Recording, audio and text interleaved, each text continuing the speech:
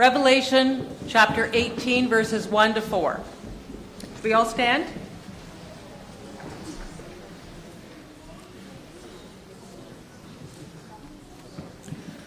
And after these things I saw another angel come down from heaven, having great power, and the earth was lightened with his glory. And he cried mightily with a strong voice, saying, Babylon the great is fallen, and has become the habitation of devils, and the hold of every foul spirit, and a cage of every unclean and hateful bird. For all nations have drunk of the wine of the wrath of her fornication, and the kings of the earth have committed fornication with her, and the merchants of the earth are waxed rich through the abundance of her delicacies. And I heard another voice from heaven saying, Come out of her, my people, that ye be not partakers of her sins, and that ye receive not of her plagues. May the Lord add his blessing to the reading of this word.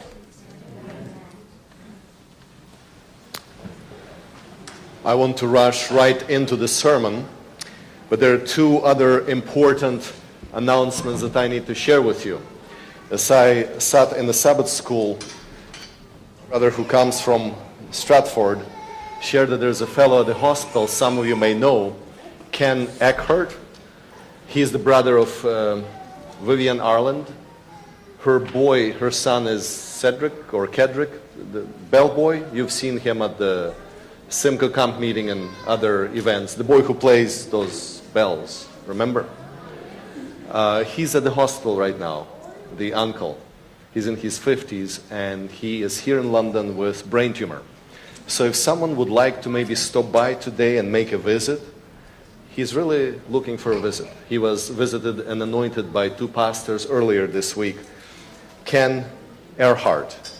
So if you could write the name down, E-R-H-A-R-D-T. The sad thing is that his father passed away and the memorial service is this Sunday. And literally a few days after he himself was taken to a hospital.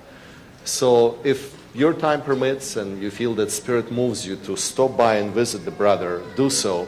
He's at Victoria Hospital at the 7th floor. Ken Erhardt. And the second announcement is I totally forgot to mention, it is very important.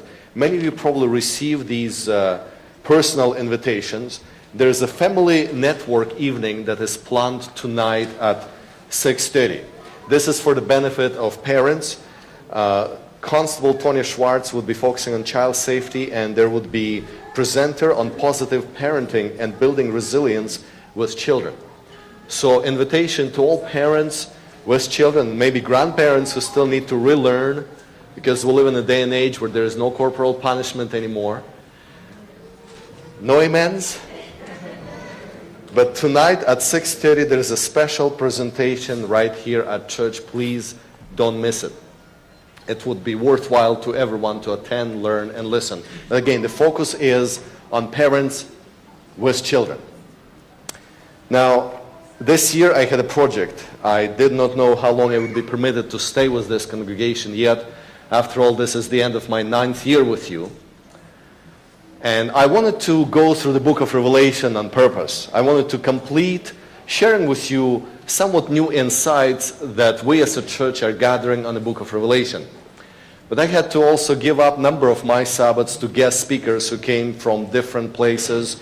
And so I had to shrink and shorten, and some of you had to endure those long sermons that I waxed for 50 minutes trying to squeeze 3 chapters in one presentation.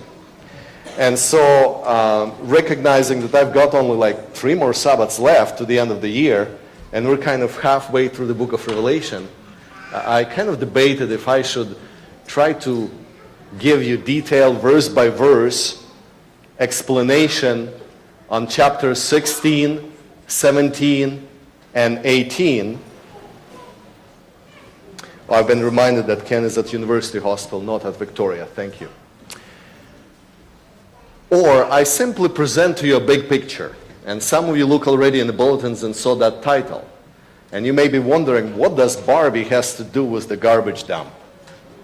So I may not go in depth, but paint a big picture and invite you, read for yourself those 3 chapters, Revelation 16, 17, and 18.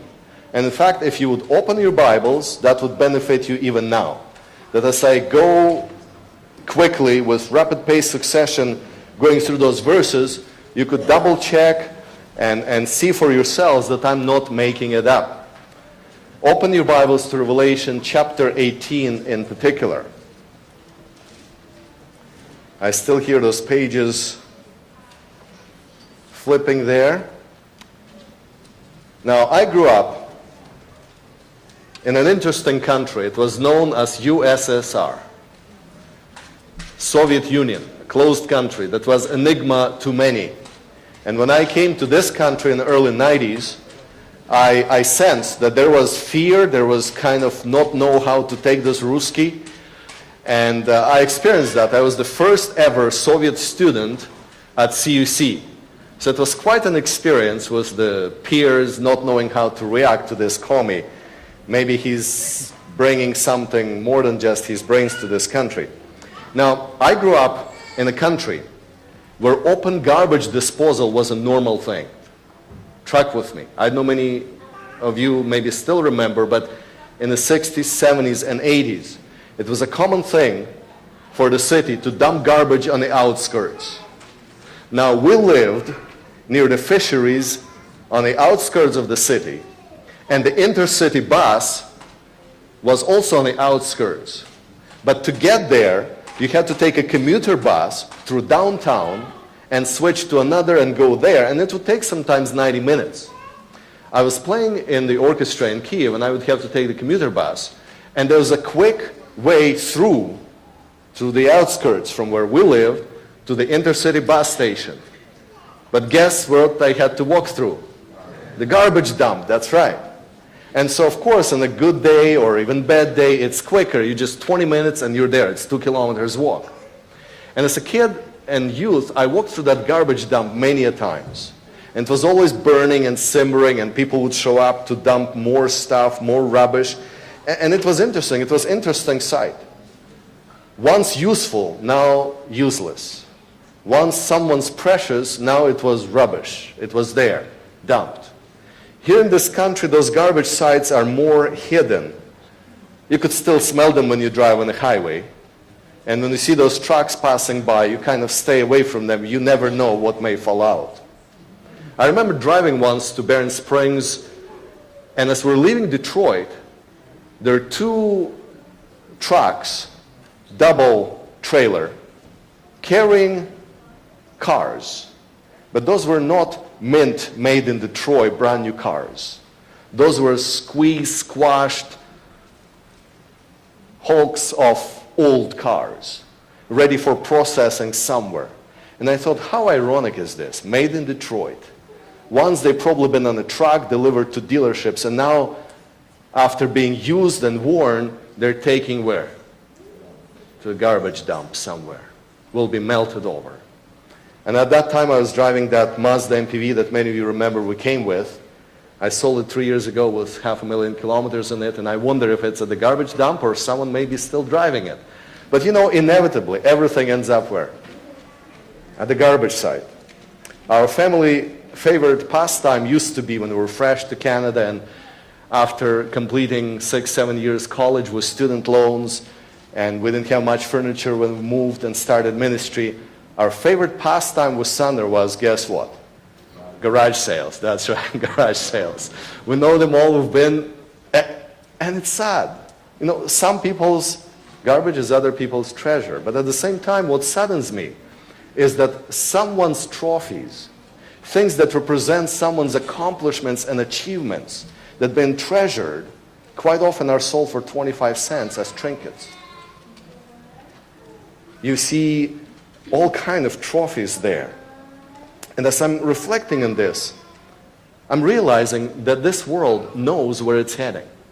You look at any futuristic science fiction movie of the future, and what do you see? Planet Earth is filled with what? Garbage everywhere. Planet Earth is portrayed as this trash site. Mounds of garbage are portrayed as the future of planet Earth. And what's interesting that they're not saying something crazy. That's how Bible ends the story of planet Earth. When you look at chapter 17 and 18, you realize that the city which represents the earth, the city of Babylon, is left as what? Rubble. Pile of garbage. The garbage pile called planet Earth. There are 2 chapters in the book of Revelation that point out to inevitable fate of planet Earth. And as John sees this universal garbage pile, I want you to look in your Bibles, Revelation 18. He sees groups of people standing aside and crying. And the first he sees in verse 9 through verse 10 are politicians. I'm not mentioning them by categories, but they're politicians standing affair, lamenting because there is no more elections to rig, there is no place to run corrupt schemes, there is no more lobbying, no more playing with people's lives. And then as you continue from verse 11, they're economists, because see, their trade centers are collapsed. The bottom dropped out of their business. There's no market for their goods, no more stock speculation, no more trafficking of things and lives.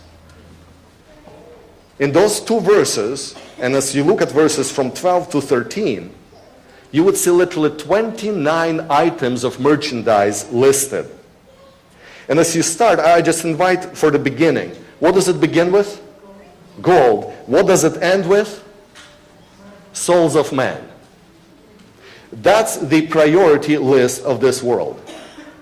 Here we walk all over people and souls of man for gold and step on them for silver. This is Babylon, city, planet Earth. What's interesting that another city would be presented soon. God's city, New Jerusalem. And there's a complete reversal. It's in that city that people walk on what? On gold. See, the priority one day will be set straight. What's of interest to me is that all these people, by the way, the story continues, they're blue-collar workers, laborers, who also standing crying because they have no more job, they have no more work. These people associated with Babylon, but they're not perishing with Babylon. Did you notice that? They're standing outside crying. See, they simply cooperated with Babylon because it was a survival game. They did it for the sake of their families. After all, who doesn't want to get better? Who doesn't want to have their family do well? But let's look at the beginning of this vision. And I purposely started at the end, chapter 18. This vision begins with chapter 17 and is describing the same happening in different terms. Chapter 17 is telling the same story.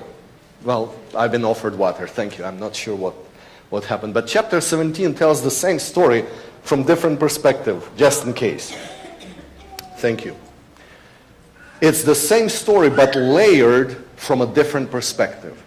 The reason I'm saying it's the same story for those who want to dig deeper and examine for yourself, look at Revelation 18:4. It ends with the call that invites people who are in Babylon to do what? To come out of her for what reason? That they would not receive of her what? Plagues. See, the plagues have not been poured out. Chapter 16 describes the plagues being poured out. But in chapter 18 we see that plagues are what? Not being poured out. These 3 chapters describe the same happening from different perspectives. In chapter 17, look at the beginning of chapter 17. I'm giving you a little theological background. One of the 7 angels who had the 7 bowls came and talked with me, saying to me, "Come and I will show you the judgments." So the angels are still holding those 7 bowls of plagues. Do you see that? So plagues have not been poured out. These 3 chapters are describing the same thing from different perspectives. And so story begins in chapter 17 with different imagery. And the first image we see in chapter 17 is that of seductive mistress. She's not a cheap, gaudy, $5 train station lady. She is mother of seduction. I'm using my words because there are children in the house in verse 5. But you've read it. Notice I'm not putting any pictures there, because our evangelists have done long enough putting those pictures on the screen. In fact, I've lost some % of my grade at the seminary because I argue with my professor that Revelation 17 is not anti-jewelry statement. I'll leave it for you to think on this. I'll speak on this next year. But you see this beautiful woman there. She models latest Chanel and Versace from Fifth Avenue and maybe Harrods of London collections. She wears Antonovich 4. Her neck glitters with gold. She's got diamonds and precious stones, GIA certified, adorn her fingers. She lives in custom designed and decorated house.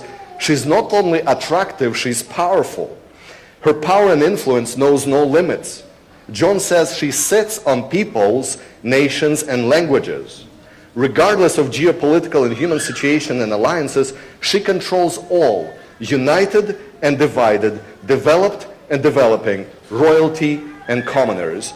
And she holds a golden cup in her hand. But let me fix it before you drool, just in case you wonder, just in case you may get attracted to her. John invites us to take a closer look into chapter 17, because she rules not only the world, she not only sits on the waters that represent people, she also rides the beast. It's the beauty and the beast story. She's beautiful, but the thing is beastly. She's distinct from him, but she's carried by him. She's a model, he's a monster. This woman lives to oppress and destroy God's people. She's in charge. And she's not only seductively drawing people away from Christ, she's also forcefully and politically driving people away in fear from God. She is the one using the political persecutory powers as only capricious women would. But back to the cup. Her cup is filled with vintage connoisseur drink. But John tells us that drink is destructive. That drink is filled with her adulteries. Some of you may remember 1970, Jim Jones.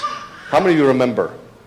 That was beginning of what may be compared with emergent church. Because when he started his People's Temple, he invited people to come together to end the interracial prejudice. It was supposed to be mission for sick, homeless, and jobless. And people came, not knowing that they would be given cyanide to drink. And I could go on through other groups. There was a solar temple, there was Heaven's Gate, and these are obvious deceptions. But the old apostle warns us that this is more subtle. This deception in chapter 17 is even more complicated. This deception is such that even the elect would be deceived, because she wears the garments of the high priest. She wears on herself robe of high religion. And so I want to get a bit more practical. Reflect on this.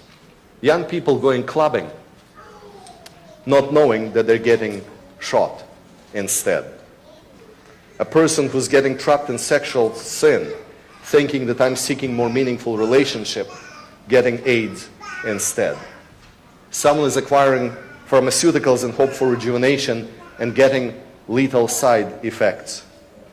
Someone is wishing for money and good worry-free life. And we argue, I've heard preachers who says, God wants us to be rich, doesn't he? After all, he owns the cattle on 1,000 hills, isn't he? But instead, getting greedy and losing it all. Right now there's a scandalous news again on our network because a pastor in New Zealand and a few other church leaders wanted to get quick rich. And so right now there's a big and ugly lawsuit because it was a scheme that was played out. And so even church folks who know better still have those temptations. And so I wonder today, have you encountered that seductive mistress, Babylon, in your life? I'm thinking for my own search for security. When I came here, over 20 years ago, from a country where we had nothing, I was tempted.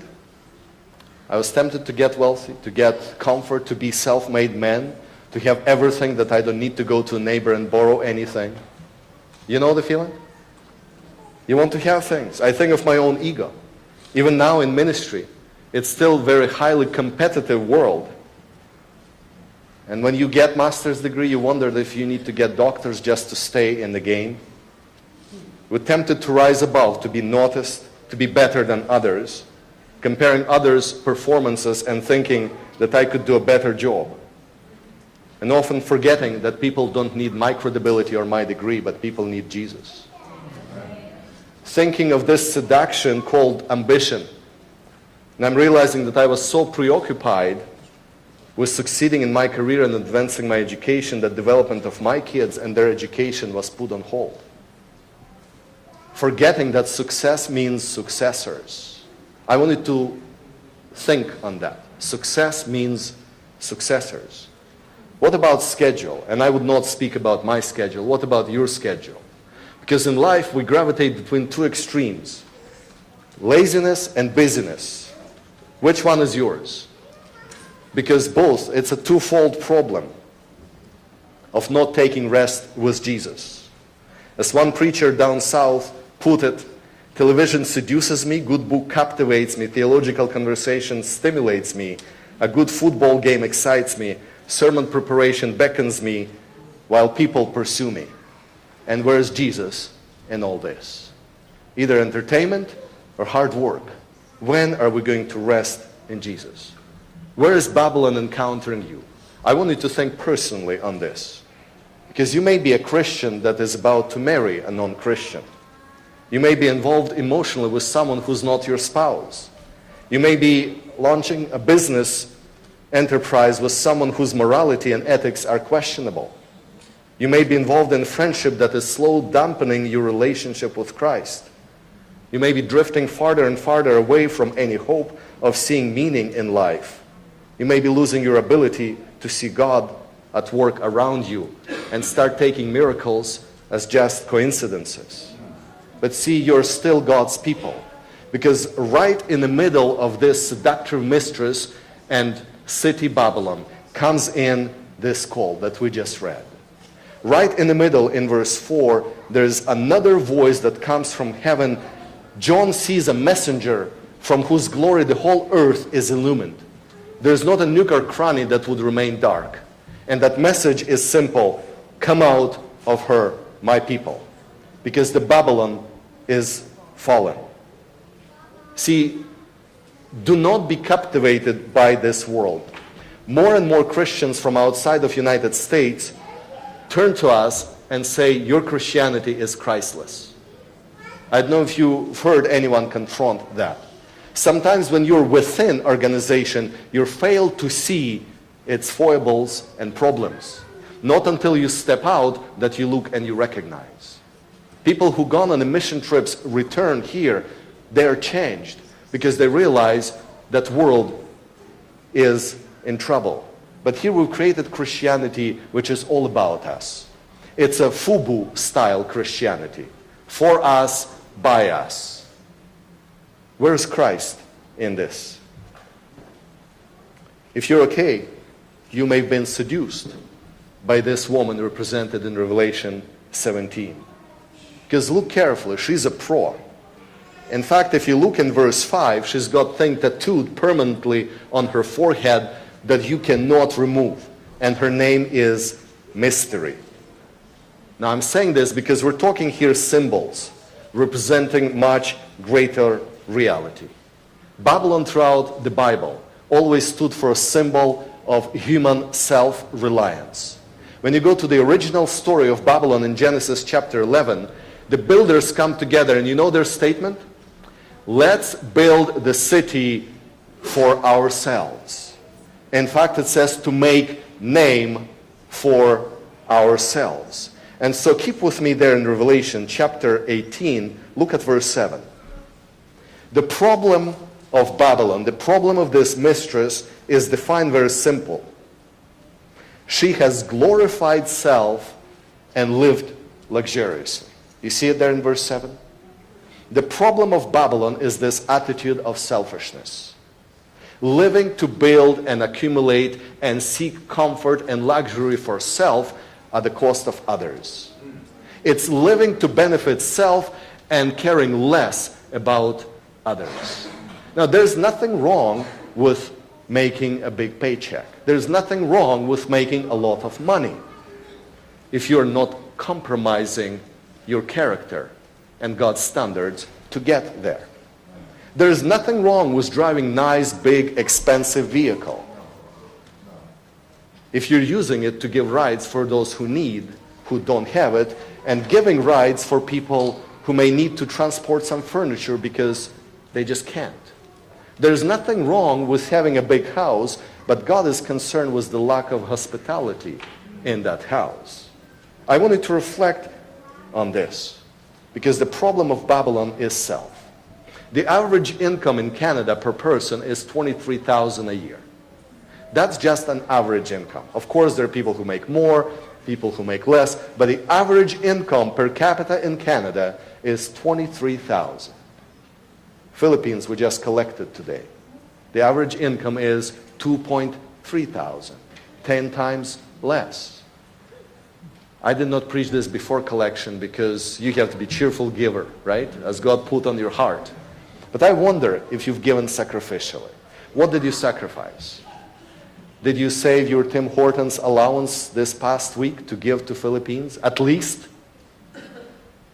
I know you've been saving maybe for that sound bar for your TV. Did you consider actually not buying it and giving that money to Philippines?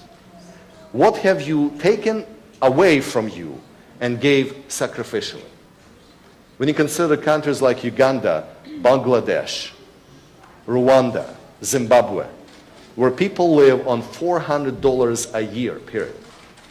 What are we doing here in North America? Because as I read here further in chapter 18, verse 16, it's a shocking reminder to me that it would be in 1 hour the wealth will become trash. It would be in 1 hour. Are we ready for that hour? An outspoken American poet, Thomas Eliot, predicted that one day the epitaph on America's tombstone would read this: "Here lies a decent, godless people. Their only monument to civilization was an asphalt road and 1,000 lost golf balls."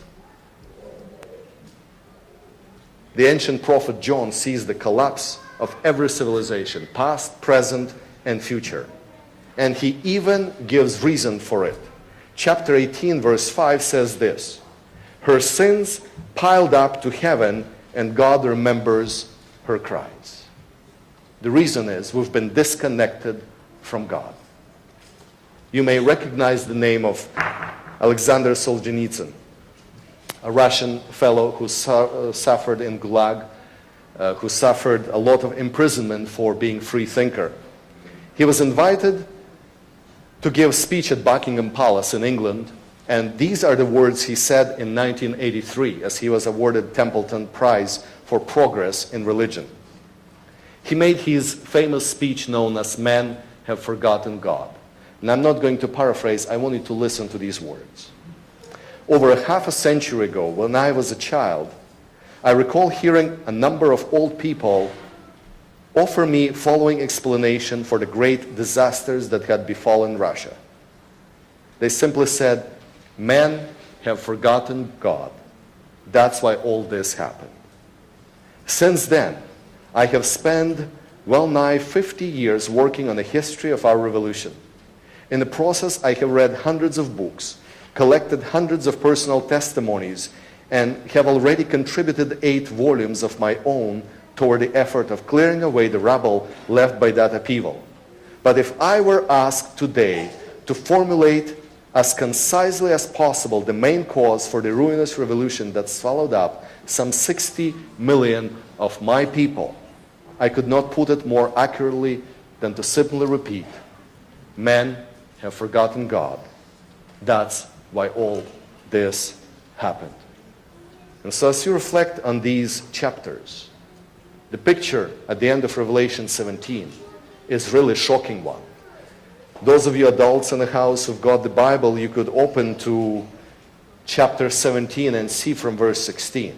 I'm not going to describe it, because if that picture would be put on TV, any parent would rush to turn it off. Because see, that woman that rides the beast, Bible says, eventually will be brutalized by the same beast and will be destroyed. Now, you recognize we're talking symbols. Any church and every church, at the end, there will be no organized religion, period. At the end, there will be no denomination that would remain a safe remnant. It's not the organized church or religious institution that gives salvation, but Christ alone. There will be a time when the secular society in which we live would say, why do we need the church for anyway? There will be a time when the secular powers would use religion long enough and simply get rid of it. And so I'm not getting in details. I'm not going to spend much time explaining these symbols away. I simply invite you to watch for two things. There will be unification of the world. There will be unity of sides that you could never even imagine coming together. That toward the end there will be unity when all the kings of earth will come together and give the power for this geopolitical union. We don't like to hear the word New World Order because it rings conspiracies. Whatever it may be, there will be unity for the sake of peace in the world. And when that unity is achieved, churches would be first to promote that unity. When that unity is achieved, the political powers would turn around and then get rid of all religious institutions. And see, the final war would not be among people. It would be people going to war with the Lamb. As you read there in chapter 17, that final battle, verse 14, I simply read, these will make war with the Lamb, and the Lamb will overcome them. The final Armageddon is not Israel, is not Iran, is not Middle East, is not Russia, is not United States. When you look at these chapters and put them in perspective, the final battle is humanity at war with God. And these plagues described in Revelation 16 are also symbolic consequences, the penalty for the mess that we've created on ourselves. When most preachers read that chapter, they entitle their sermons Thinking the Unthinkable. This is God's loudest megaphone, the plagues. But even these plagues do not get through, because as I read the chapter, it repeats time after time, but they did not repent. We may have forgotten God, but God has not forgotten us. That's why there is a call to say, come out of her, my people. Don't be seduced by materialism. Don't be seduced by pursuing the riches of this earth. Think of eternity. Bible tells me that God sends his most brilliant messengers to eliminate his way out. Think of proverbial Lot of Sodom. Do you remember Lot? He was invited to leave and not to look back. Don't stay at that garbage dump just because your Barbie is there. You may be too attracted to things, but reject it. Reject her before she rejects you. And see, this messenger of Revelation 18 is not a quiet one. He's loud and bright. From his glory, the whole earth is illumined. The light of this final message is that three angels' message that we preach, inviting us to worship the true God who created, not forgetting that he created it miraculously in 6 days and rested on the seventh. And at the end, he's powerful enough to melt it down, even the elements of it, and to recreate it anew in the same miracle. Last Sabbath, many of you commented to me how much you enjoyed the sermon, stay away from snakes. I would simply paraphrase, stay away from that snake Babylon. Don't let her seduce you, metaphorically speaking. We believe as a church that we ought to sound that call. In fact, we take Revelation 14, three angels' message, as our motto, as our mission. And we say that's our message. So let me ask you, are you illuminating the world around you? Are you sounding that call by your lifestyle? When people come in touch with you, do they experience that bright glory of Christ in your life that exposes the darkness of materialistic world? Is your life in Jesus invites others out of their predicaments to fall in love with him. I read the same author, same John who wrote the Revelation, later writes the letter to the church. And he says this in his letter, chapter 2, verse 17. The world and its desires pass away, but the man who does the will of God lives forever. I invite you to reflect on this.